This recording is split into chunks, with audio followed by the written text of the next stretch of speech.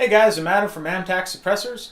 Once again, I'm back in the reloading room to talk about speeding up your reloading process so you can spend more time shooting and less time making ammo. Today we are talking about annealing brass. I'm not going to go into the hows and whys of annealing too much. There's a lot of good articles that will explain everything you need to know. But for long range shooting, it's a really important step in the process.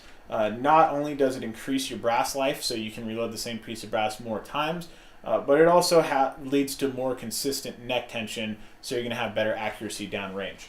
Now, there's a few old school ways to anneal your brass if you're really trying to save some money. The really old school way is the tip-over method. You just put all of your brass in a little bin of water, you anneal the edge of the brass, and then you tip it over. Obviously, this isn't very consistent. You're not going to have the same amount of burn time, and you're basically only annealing one side of your brass, so not a really good way to go. Another thing you can do, which I used to do, is you just put your canister under your torch, you take a drill with a deep socket bit on it, and you hold that over the flame and rotate your brass, and then dump that into a little bit of water or something. This is a little bit better. At least you're getting, the entire outside of the neck, but it's really hard to do it very consistently to hold it there for exactly the same amount of time because you're just kind of counting off, Mississippi's or something. So eventually, I did what I've done for a lot of this stuff is I just went and got the right tool for the job. I ended up with the Annealeeze, and I got this guy for a few reasons. The main reason isn't really so much to do with the product itself, but just the company behind it.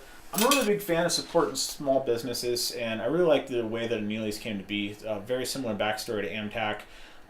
The guy that owns it, Jeff, he was helping a friend make a little garage annealer because they didn't feel like spending $900 on an annealer, which seems pretty reasonable. And after they were done, some friends said, "Hey, can you build me another one?" And that just kind of snowballed until now they're essentially selling them faster than they can make them, which is awesome. So I don't see any reason not to support a small business and have the opportunity to do that. So that's what I did. The other reasons are this thing's $275, which if you've priced annealers is really cheap. And it's a great value for that. It's a nice little piece of gear. It's powder coated. And it's really simple, which I'm also a huge fan of because I don't like to overcomplicate things. And when it really comes down to it, all you have to do is rotate a piece of brass in front of an open flame for a specified amount of time. That's really not that complicated to do, and so there's no reason to get some really overcomplicated contraption. The way that this guy works is there's a little torch nozzle on the front here, adjustable flame, and in the back is your propane source. A little Coleman propane canister like this gets you about 2,000 pieces of brass. There's a spot in the back to lay this down, but I actually like to just leave it standing up because propane is a liquid turning into a gas, and if you have the nozzle laying down, there's always a chance of getting a little bit of liquid through there, which will disrupt your flame and can lead to some inconsistency. So I just stand it up in the back.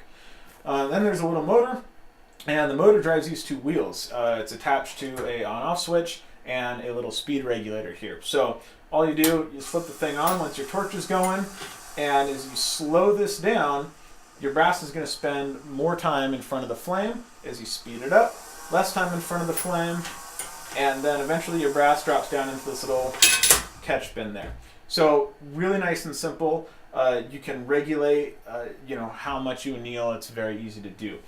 A couple quick little setup notes here. First, on safety.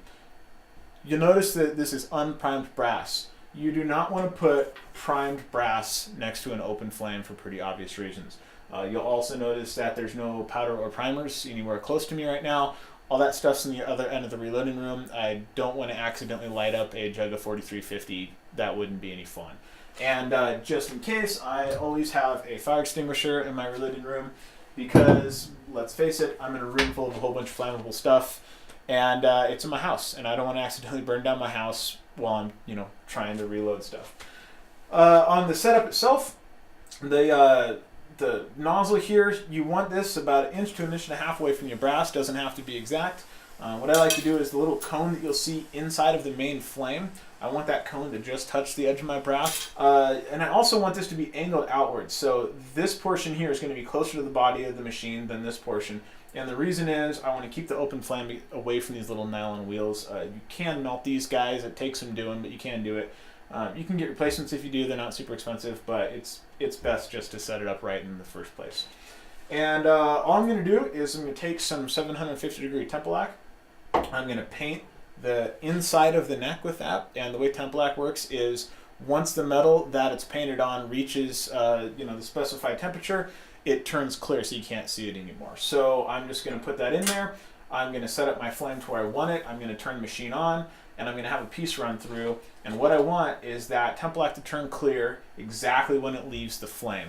If it's turning clear sooner, I'm going to speed up the machine a little bit, which will leave that there for a shorter amount of time.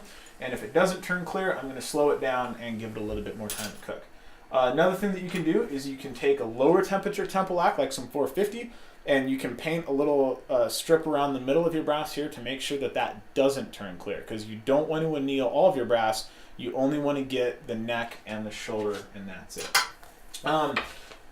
You guys might be wondering, like, why are we talking about this? This little video series is about speeding up your process, and that's exactly what this does. Even that little drill process that I was using, that was extremely tedious. It took a lot of concentration and get things even halfway consistent, and it was extremely time consuming. This basically takes your your annealing process and takes the time commitment to pretty much zero. You just have to set it up and hit the go button, which once you've done it a couple times is really fast. This little hopper here holds about 100 pieces of brass, so you can have a whole lot of annealing at the same time. And once you get it going, you can just kind of go about the rest of your reloading. Whatever you need to do, you can do it. Obviously, you don't want to leave an open flame running inside a room you're not in, so you need to stay in the room and kind of watch it, but it just kind of works on its own. So it pretty much just takes your annealing time and turns it to zero. And if that's not speeding up your loading process, then I don't know what is. So if you have any questions about why I chose this machine specifically, any questions about the setup, how and why I use the Templac, anything you need to know, just leave those up in the comments. And as always, we'll have another video coming out in just a few days on speeding up another step in your reloading process.